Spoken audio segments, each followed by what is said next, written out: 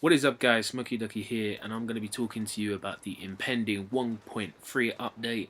This is going to be including the nerfs and the buffs that they're going to be bringing to the game. This update comes out on Tuesday the 30th of June if you have an Xbox or a PC, but apparently the PS4 version of the update isn't going to be able to roll out as soon as they expected, but they will be keeping us updated as much as possible. So without any further ado guys, let's get straight into the video. So a major thing that they brought to light is that we're going to be able to finally recalibrate weapons. This is amazing.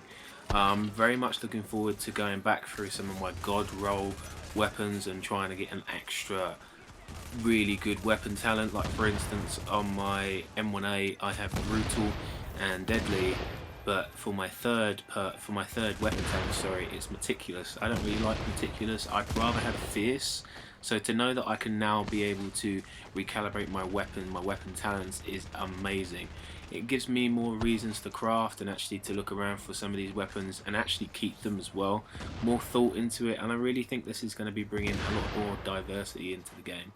They've also brought to light something that's really been needed for such a long time, I feel, for the Division, and that's going to be some nerfs to the special ammo. That's right guys, nerfs to special ammo. And that basically means that the explosives are going to be nerfed by 75%. Explosive ammo nerfed by 75%. And the fire, so the incend bullets, are also going to be nerfed by 75%.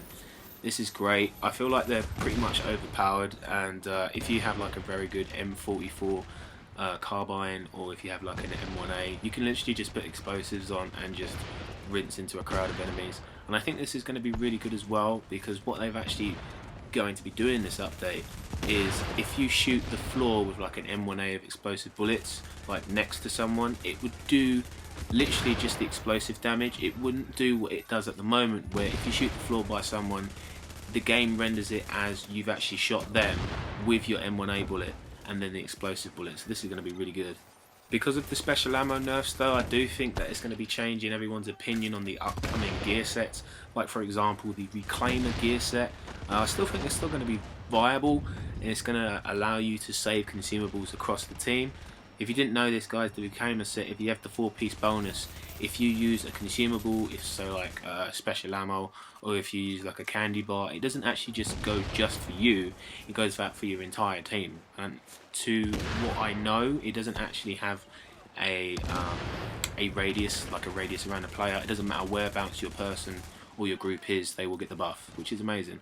I still think that it's going to be worth running in the team, and you're going to want at least one person to do this, especially if you get jumped in the dark zone. It's going to be great. Something else that I'm kind of surprised it took them this long to do it, but here it is guys, they're going to be nerfing the M1A, that's right. So the gun that pretty much everyone's been trying to get for such a long time with the god rolls, you know, I'm talking about like brutal, deadly, and probably fierce is probably one of the best M1A rolls. They're going to be nerfing it, so it might be doing a lot less damage. I think they're going to be changing the fire rate as well, and maybe I think they said about the optimal range. Not only are they going to be nerfing the M1A, they're going to be nerfing the AUG and the Vector by 10%. I feel that they've done this because too many people are actually using them. They didn't say anything about the MP5 or the MP7, so guys, if you're running an MP5 or MP7, feel safe. But I feel like they're trying to push players into using other SMGs, because at the current meta of the game, everyone is running around with an AUG or a Vector and an M1A, so it just kind of frees up the space, and it's going to be very interesting to PvP now. You're going to see more of a diversity of weapons. Speaking about SMGs guys, they're also going to be changing how that works in this new update. They're saying that the new SMGs that you're going to be getting, doesn't matter whereabouts you get it, they're going to be having crit hit damage instead of crit hit chance, how it is at the moment when this video comes out. And they've also said that if you have an old SMG, it's still going to have crit hit chance, it's not going to have crit hit damage. So that means even if you have like a really good god roll like on any one of your SMGs guys, you might want to try and think about not deconstructing and selling every SMG that you now get after this update comes out, of course, because it's going to make you have to review it and probably think, should I go for more crit hit damage instead of chance? Maybe you can get some weapon mods to actually give your weapon more chance maybe. So like I keep saying, they're really trying to get people away from the current meta of SMG and using like an M1A or an M44. and they've also introduced a few new weapon abilities, especially like for the assault rifle. I believe I saw the other day that they're thinking about giving the assault rifle armor penetration damage, which is going to be very different. And I think they're also changing the range and accuracy of some of the assault rifles, because at the moment, especially with the stability, if you're trying to shoot a target that's a long way away, your gun just really it just near enough hits the ceiling, if you know what I mean. And one of the things that they're going to be bringing to LMGs, so light machine guns, they're going to be introducing a new stat that says that you're going to be getting 25% more damage to players out of cover. So if you're on the receiving end of this, you are still considered to be in cover if you're in cover leaning around it, or you're peering over the top of it and shooting, because technically you are still in cover. So if you're in cover, like how I just said then, you will not be subjected to this 25% damage increase if you're being shot by an LMG. Something that will upset a lot of people is the fact that they're going to be changing the sentry and the striker gear sets. I don't understand why they're doing this. Those two gear sets, in my opinion, are the best way of getting a lot of DPS from your build and just putting down mobs of enemies, especially in incursions. Because if you don't have someone running one of those builds, you're not doing enough DPS, you're not getting those shotgunners that rush you. You know, so it's going to be a bit of a shame. And the way how they said that they're going to be changing it at the moment, obviously we're going to have more information down the line, is that they're going to be spreading the gear set bonuses over a 5-piece set instead of a 4-piece set. So let me explain what that basically means. So instead of using 3 strikers to get the crit hit damage, you will now need 4 strikers to get that talent.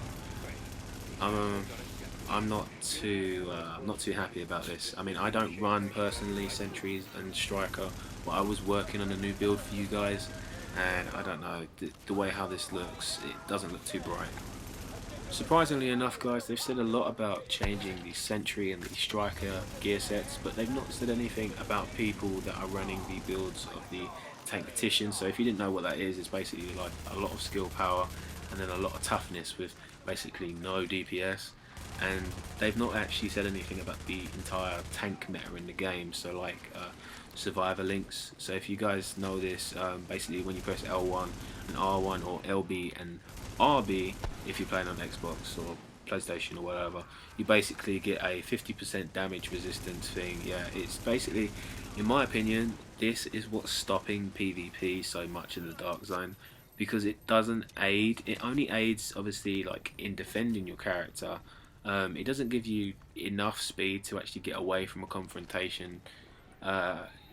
It's just something that basically you just use, you wane off the other person's time, and either they're trying to shoot you through that, or they're trying to just literally just wait until it comes off. And it's a real shame that they've not tried to update this at all.